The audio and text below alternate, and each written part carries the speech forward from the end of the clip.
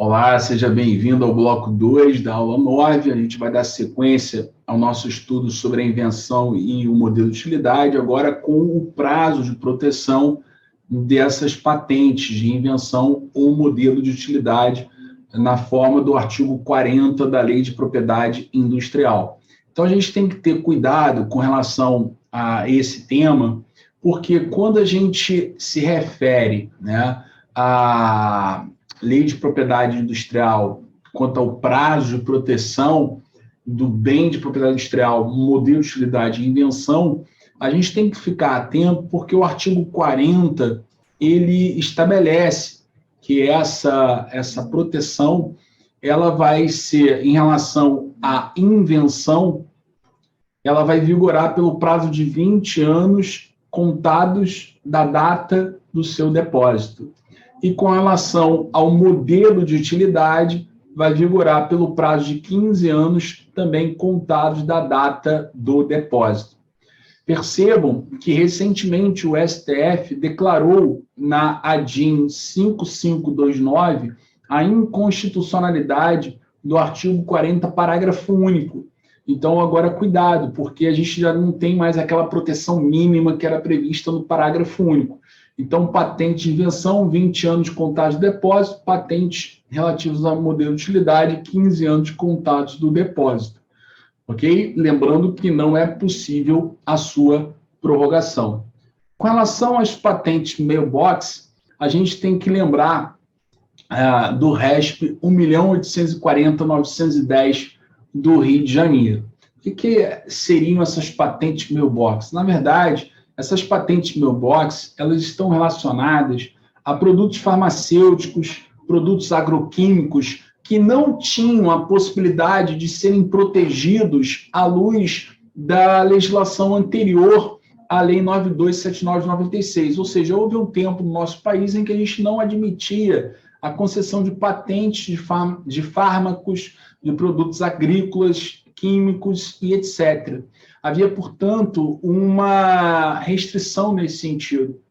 A partir do momento que o Brasil se tornou signatário do Acordo TRIPS, foi necessário mudar esse cenário. Então, houve a necessidade de ter um novo regramento jurídico sobre os bens de propriedade industrial para incluir, inclusive, a possibilidade dessas patentes relacionadas a fármacos e também a produtos agroquímicos. Então, como o país adotou, portanto, o acordo TRIPS e foi necessário produzir uma nova lei, a Lei 9279/96, houve um lapso temporal até que essa lei entrasse em vigor. Então, a partir do momento que o acordo TRIPS ele entrou em vigor no país, em 1º de janeiro de 1995, nós já tivemos pedidos que foram feitos ao NPI para o reconhecimento dessas patentes. Então, o NPI foi recebendo, numa caixa postal, digamos assim, os pedidos de patentes desses fármacos. E esses pedidos eles ficaram sem análise até o momento em que a lei, efetivamente, a 9279, entrou em vigor. Então, portanto, houve um lapso temporal aí importante relativamente a esse período. Então, nós temos que ficar atentos, porque com relação a esses produtos hoje, essas patentes, são relacionadas às patentes mailbox, foi, então, estabelecida uma regra expressa assegurando a proteção a partir da data da respectiva concessão, limitada ao prazo remanescente previsto no artigo 40, ou seja, 20 anos contados do depósito. Então, circunstância que afastaria como consequência a possibilidade da aplicação do parágrafo único do artigo 40, que seriam 10 anos a partir da concessão. Bom, esse julgamento, evidentemente, foi anterior à declaração de inconstitucionalidade do artigo 40, parágrafo único. Só para vocês se situarem, então, a discussão que existia em relação às patentes mailbox era a seguinte: nós vamos ter a proteção de 20 anos contados do depósito, ou nós vamos ter aquela proteção mínima que era assegurada pelo parágrafo único do artigo 40, de você ter pelo menos 10 anos a partir da concessão. Essa era a discussão.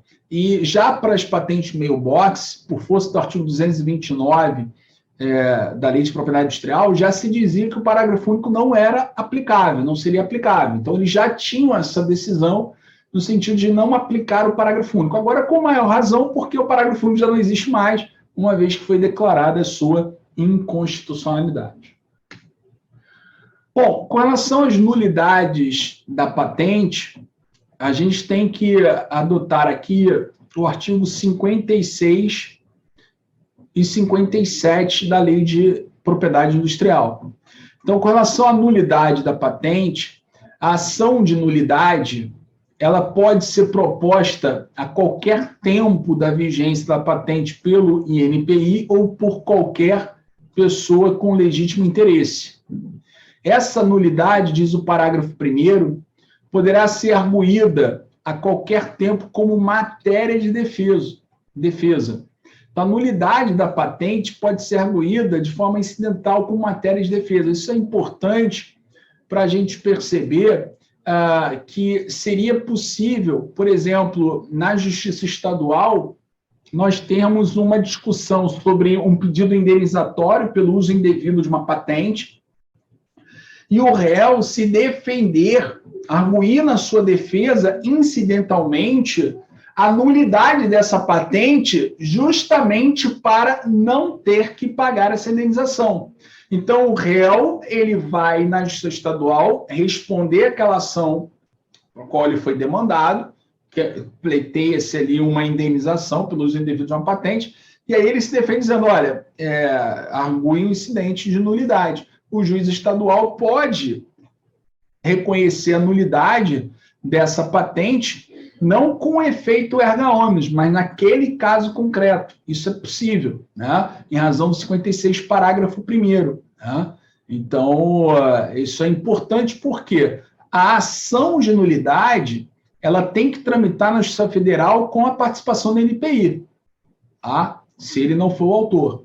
Só que, incidentalmente, como matéria de defesa, você pode, na Justiça Estadual, num pleito indenizatório, arguir essa nulidade. Só que não é para efeitos, portanto, erga omnes, mas apenas para aquele caso concreto. Né?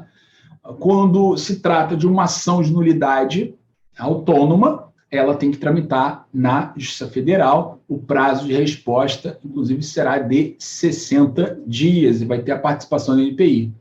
O informativo 682 do STJ, então, diz que em caso de patente e de desenho industrial, isso vale para patente e para desenho industrial, o artigo 56, parágrafo 1º, então, o STJ reconheceu a possibilidade de arguição de nulidade patente pelo réu em ação de infração como matéria de defesa, dispensando excepcionalmente, portanto, a participação do NPI. Então, lá no Justiça Estadual, se você tem uma ação pleiteando uma indenização em face do demandado X, o X vai se defender, pode arguir a nulidade dessa patente ou do desenho industrial e vai ser uma alegação incidental. Então, não haverá necessidade da participação do INPI. Então, o reconhecimento da nulidade da patente e desenho industrial pelo juízo estadual, por ocorrer apenas naquele caso concreto, não faz coisa julgada e não opera efeitos fora do processo, tendo apenas o condão de levar à improcedência do pedido veiculado na ação de infração. Perfeito? Então, isso é um ponto que me parece importante. Bom, a gente também tem que falar sobre a cessão e a licença, que pode ser voluntária ou compulsória das patentes. Então, quanto à cessão, que é um ato voluntário, nós vamos ter a sua averbação no NPI. Com relação à licença voluntária, também se trata de um ato voluntário. A diferença da cessão para a licença é óbvia, porque na cessão você transfere a patente para outra pessoa. Na licença, você apenas licencia o seu uso, cobrando royalties pela sua utilização, pelo terceiro utilizar a sua patente. Então, esse contrato ele vai ser averbado no INPI também, né? Nós temos aí, portanto, esse detalhe. E a licença compulsória, ela ocorre, né, em razão dos cenários que estão descritos no artigo 68, como, por exemplo, o exercício abusivo, o abuso de poder econômico, a ausência de exploração, comercialização insuficiente, ou nas hipóteses do artigo 70 e 71, como emergência nacional, e também pelo interesse público, lembrando que a Lei 14.200 de 2021 acrescentou vários parágrafos no artigo 71, desmembrando ali todo esse cenário de licença compulsória por interesse público, sem prejuízo do direito à remuneração do titular da patente. Isso é um ponto importante que pode vir a ser cobrado em provas, né? Fiquem atentos com relação a isso. Com relação à extinção da patente, o artigo 78 trata, no inciso 1º, pela expiração do prazo de proteção, pela renúncia. A renúncia só será admitida se não prejudicar direito de terceiros. Também pode acontecer pela caducidade. O artigo 80 estabelece a regra sobre essa caducidade, vocês podem observar, pela falta de retribuição e também pela hipótese do artigo 217 da Lei de Propriedade Industrial, que está aqui reproduzido. Então, são essas hipóteses que determinam a extinção da patente.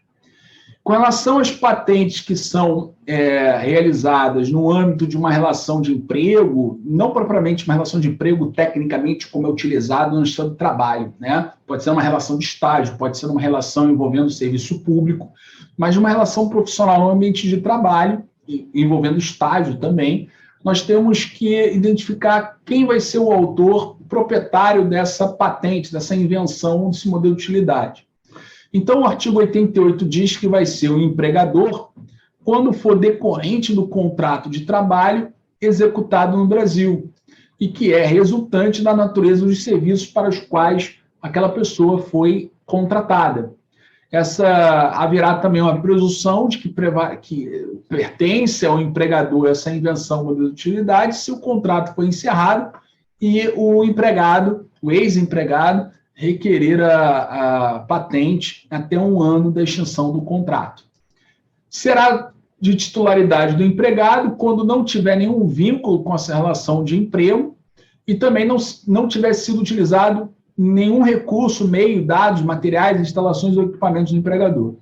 E pode ser de propriedade comum quando tenha a contribuição do empregado, mas desvinculado do seu serviço, mas utilizando meios, dados, materiais, instalações ou equipamentos do empregador.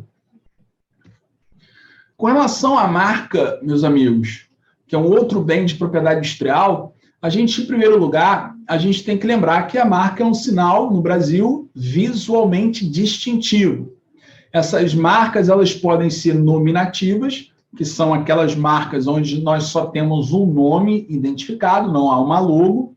Pode ser figurativa, quando há uma imagem, uma logo apenas, não existe nenhuma nomenclatura, né? Por exemplo, apenas o raio da marca Nike, né? Então, você pode identificar aqui, ó, por exemplo, né? Apenas por esse símbolo aqui, que é a marca que está representada, Nike. Se tivesse escrito aqui Nike, a gente já teria, portanto, ali uma marca mista, né? Nome e logo configuram a marca mista, quando combina um nome e uma figura, né? Uma logo. Então, aqui, por exemplo, é só uma marca figurativa, né? Aqui é uma marca nominativa, né? Então, a gente tem, portanto, muitas vezes a expressão aqui. Por exemplo, aqui a gente já tem uma marca mista, ó. Tem um símbolo que a gente já identifica como sendo a Toyota e tem o nome Toyota aqui. Pois bem, temos também a marca tridimensional, que é possível identificá-la através de sua forma plástica, como acontece, por exemplo, com a garrafa da Coca-Cola de vidro, que por si só já identifica o produto, e também outro clássico é o chocolate do triângulo, né? Essa formatação da sua embalagem já por si só identifica que o produto qual é, né? O Toblerone. Então, a gente tem essa ideia. Enfim. Bom, também a marca ela pode ser de certificação, que é aquela que atesta a conformidade de um produto ou serviço com determinadas normas ou especificações técnicas, notadamente quanto à qualidade, natureza, material utilizado e metodologia empregada, como vocês estão vendo acima. E também pode ser uma marca coletiva, que é destinada a identificar e distinguir produtos ou serviços provenientes de membros de uma pessoa jurídica representativa de coletividade, como associação cooperativa, sindicato, consórcios, etc. Bom, outro ponto importante, lá na Lei de Propriedade Industrial, o artigo 124 identifica aquilo que não pode ser protegido como marca, ou seja, o que não pode ser registrado como marca. Então, tem algumas vedações ali. Aí, por exemplo, o símbolo partidário não pode ser objeto de marca, mas cuidado, por quê? O símbolo partidário, a própria lei faz essa ressalva. O símbolo partidário ele pode ser registrado como marca para que se resguarde a exploração econômica por agremiações políticas do uso da marca, ainda que não exerçam principalmente atividade empresarial. Então, a princípio, não pode ser registrado como marca um símbolo, um partido político, mas o próprio partido político pode tomar a iniciativa de registrar esse símbolo como uma marca com o objetivo de comercializar produtos ou prestar algum serviço. Bom, também nós temos que lembrar que em relação às marcas vigora o princípio da especialidade, né? O princípio da especialidade faz com que uma marca ela tenha proteção apenas na classe onde ela foi registrada. Lá no NPI existe uma tabela de classificação e que está essa tabela relacionada, vinculada àquela atividade para a qual o produto foi criado. Então, por exemplo, a gente tem aqui o cimento em També, aqui, por exemplo, né? A gente tem também um doce de leite em També. Então, vejam, o cimento tem proteção apenas na classe número 1. E em També, o doce de leite tem proteção na classe número 30. Então, existe uma divisão de classe de acordo com a afinidade do produto ou serviço. Então, aquela marca do cimento, ela pode ter a sua proteção na classe 1 e não viola a marca relativa ao doce de leite, porque o doce de leite está em outra classe. Então, pelo princípio da especialidade, a marca tem proteção apenas na sua classe, como acontece também com o produto de limpeza, Veja, que está na classe 3, e a revista, que está na classe 16. São classes distintas, então não tem nenhum problema, tá? Porque a marca ela gera essa proteção prioritária, né? Apenas exclusividade naquela classe. Só existe uma exceção à marca, ao princípio da especialidade, que é a chamada marca de autorrenome. A marca de autorrenome ela é considerada uma exceção ao princípio da especialidade. O artigo 125 da Lei de Propriedade Industrial diz que ela vai ter proteção em todas as classes, assim também a Resolução 107 de 2013 do INPI. Portanto, a marca de autorrenome é aquela que tem proteção em todas as classes, mas ela não se confunde com a marca notoriamente conhecida que está prevista no 126. A marca notoriamente conhecida, ela é muito conhecida no seu segmento mercadológico, na sua classe. E ela é uma marca estrangeira que vai ter proteção no nosso país, independentemente do seu registro aqui. Mas ela tem proteção apenas na sua classe. Então, a marca notoriamente conhecida é uma marca estrangeira que vai ter proteção no Brasil, independentemente de estar registrada no NPI brasileiro, mas apenas na sua classe. Enquanto que a marca de autorrenome, ela tem proteção em todas as classes. Por quê? Porque assim foi reconhecida como tal pelo NPI. Existe a necessidade de você provocar o NPI para que o NPI, diante das regras da Resolução 107 de 2013, possa reconhecer aquela marca como sendo de autorrenome. Não é porque ela é muito conhecida, tá? Então, é muito importante que a gente se lembre desse cenário da diferença entre a marca de autorrenome e a marca notoriamente conhecida. As marcas de autorrenome, registradas previamente no NPI, elas gozam de proteção em todas as classes, em todos os ramos de atividade, enquanto que as marcas notoriamente conhecidas gozam de proteção internacional, independentemente de formalização de registro no Brasil, apenas no seu ramo de atividade. Então, a marca notoriamente conhecida não representa uma exceção ao princípio da especificidade. E a gente pode ver também que não é simplesmente ser muito famosa. Vejam, se uma marca não teve reconhecido o status de autorrenome, ainda que seja famosa, não pode impedir o registro da mesma marca em segmentos mercadológicos distintos. sem que haja possibilidade de confusão. Então, não é porque ela é muito famosa que ela vai ser de alto renome. Existe um procedimento que deve ser feito no NPI administrativamente, e o NPI reconhece ou não essa marca diante de determinados requisitos como sendo de alto renome. Então, não basta ser famosa. Esse é um ponto importante.